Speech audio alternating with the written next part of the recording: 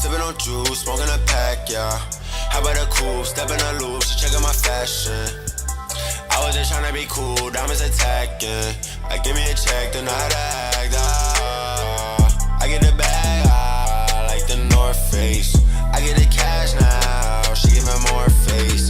These niggas mad, I'm getting more cake. What's going on, guys? It's your boy Elisha here, and welcome back to Go. This is, of course, where we discuss everything in the world of football from the past week. Now, I'm in a new location just for today. It's okay. The red couch and the flags and everything is going to be right back to normal next week. But either way, new location, same me, same channel, more football, more news, more goals, more everything.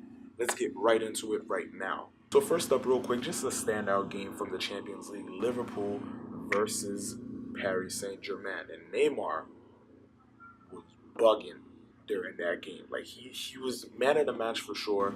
Played amazing, set up so many passes. Played like Barcelona's Neymar. Like, you know how he wasn't just trying to score, but you can see the influence that Iniesta and Messi had on him. So he started like looking for the creation of play and the through balls, and it's just a master kind of Neymar.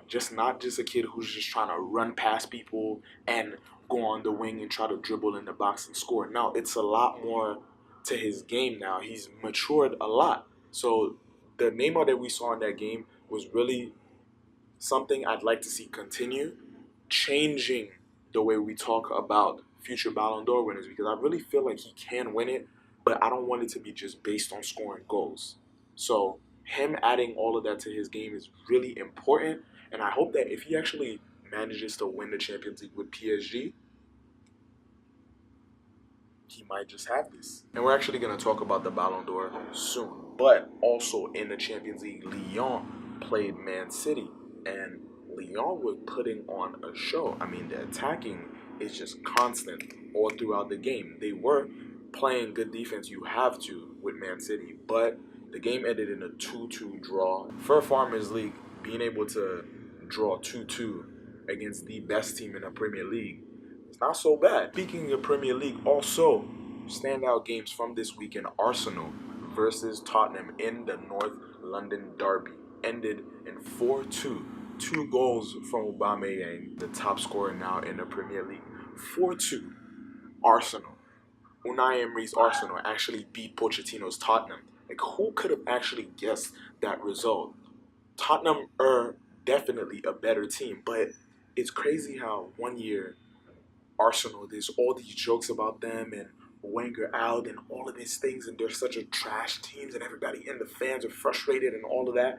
And then they get a new manager and they add some more players, and it looks like the team is flowing so well. I mean, they had a whole winning streak for a while. It's incredible how much the change in staff and just the environment around the team made it completely different. And now they're playing with so much passion. I mean, there were so many fights and clashes during that game. You could see that it means a lot to the players. And even when Lichtsteiner got mad at Dyer after his goal for celebrating in front of the fans, like, these guys just don't care about, they don't just care about like the winning.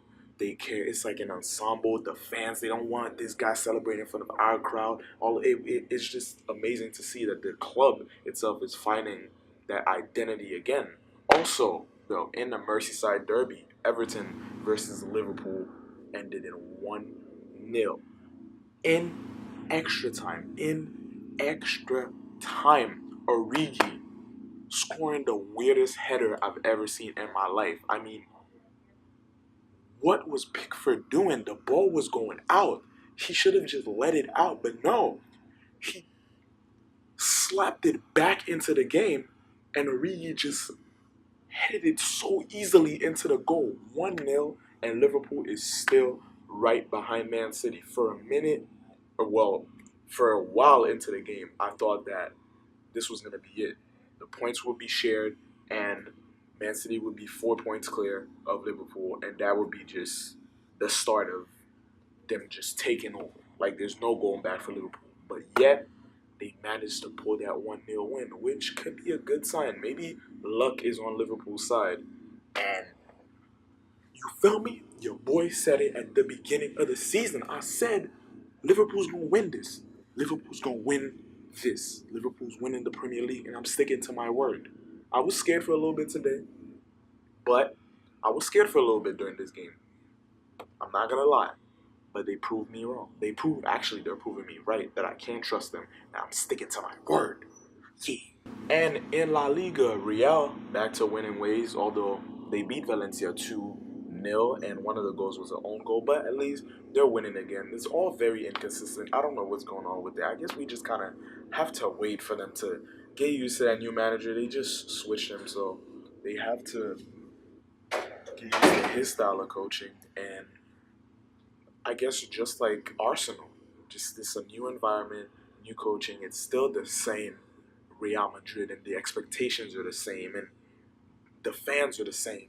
But we kind of have to give them some time. They've had an inconsistent season. I don't expect that to go from bad to so much better real quick, and I really don't want to, honestly, as a Barca fan. Speaking of which, Barcelona won 2-0 today. It's 3 points. I'm always happy when my team gets the 3 points. But 2-0, goal from Alina and PK is not, we want.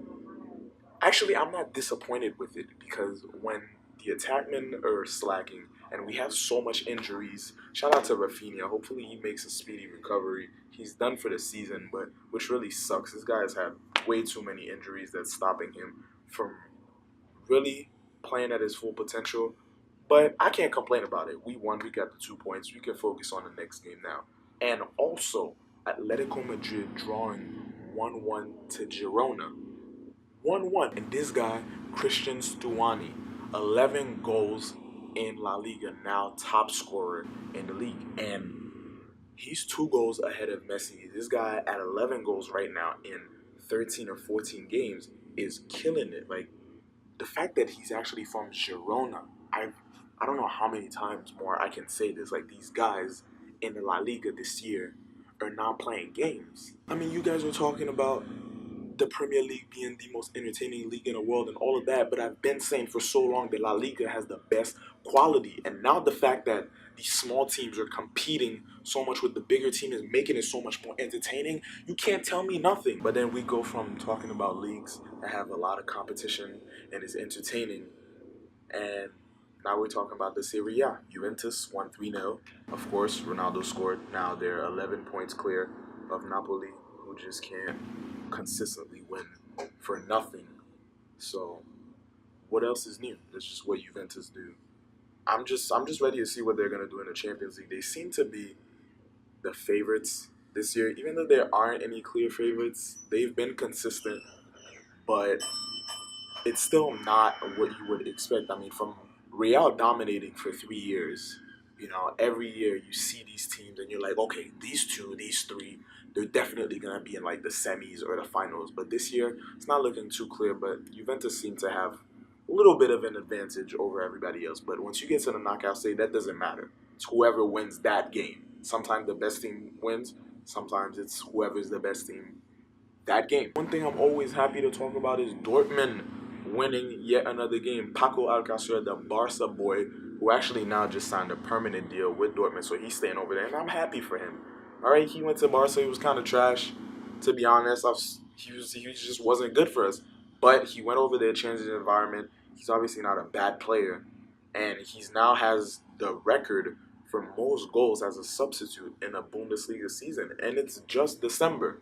So shout out to him. He's doing his thing over there. He can stay over there and win the Bundesliga title, which will be amazing. I mean, in 6 years, Bayern's been dominating. This guy comes and he's a super sub, and he keeps scoring for them and saving them time and time again. Royce is healthy, scoring goals, playing beautiful. Like, this is a good season for Dortmund, and I can't see. I'm not gonna jinx it.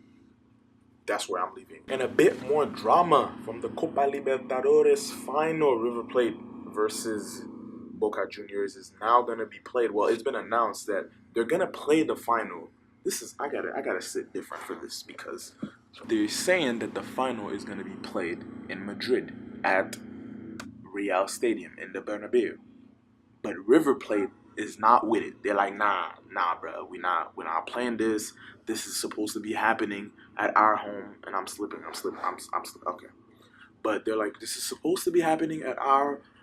This is not a Spanish match. Like, we're whatever their reasoning is, they have a whole bunch of whatever, but we're not playing this game in Madrid, and now they might actually be facing consequences from CONMEBOL, and it's just a whole lot right now. But what we know is, what I definitely think is, the final's not happening anytime soon.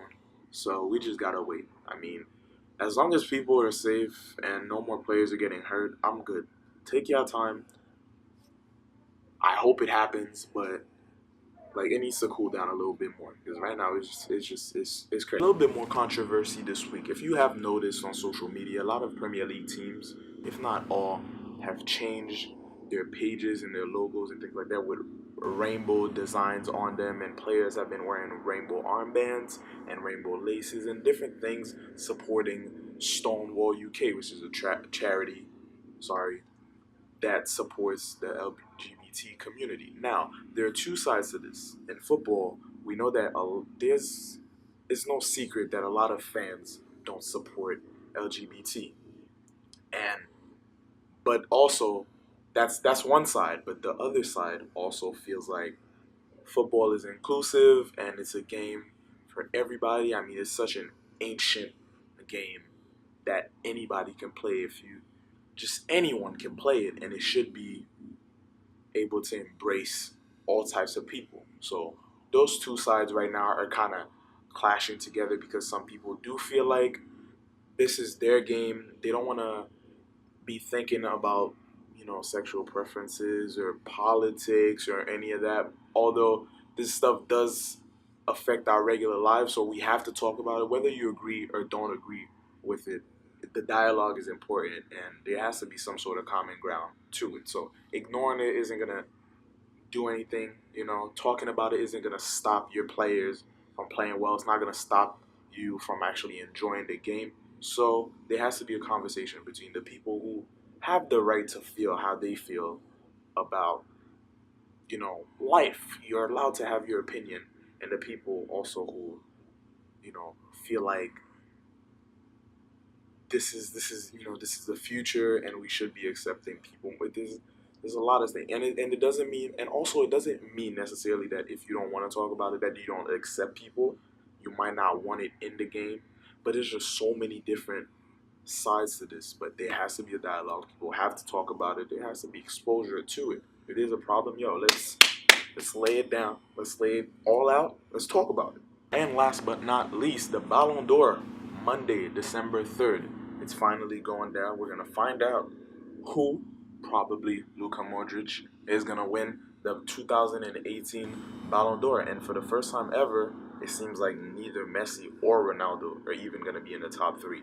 So it's nice to have a break from having just two people run the whole game. I mean, it's great to watch. We're witnessing history. I'm not complaining. This is amazing. People don't understand sometimes how lucky we are to be alive during the time that these two amazing players are playing together, and they're just going back and forth and winning, taking over the whole game. So it was dope to see, but it's run its course basically, and now they're making way for new players to actually take over the game. You have Modric, who's had an incredible years and winning everything basically except the World Cup, but now who knows? Maybe Varane will win it, which is crazy to think that after Ronaldo and Messi, that a defender would come in and win the Ballon d'Or. But I think Modric deserves it.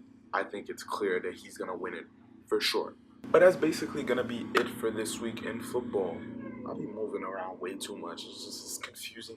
I'm sorry, okay? I'll be back to the red couch in the comfort of Goal headquarters, all right? Right back next week. But if you guys enjoyed this video, make sure you drop a like for it. But if you didn't, you probably did. But in the rare case that you didn't, drop a dislike, but make sure you let me know why in the comments below. Also, make sure you check out the social media and El Musica, the music in the description. I'll see you guys next time on Go.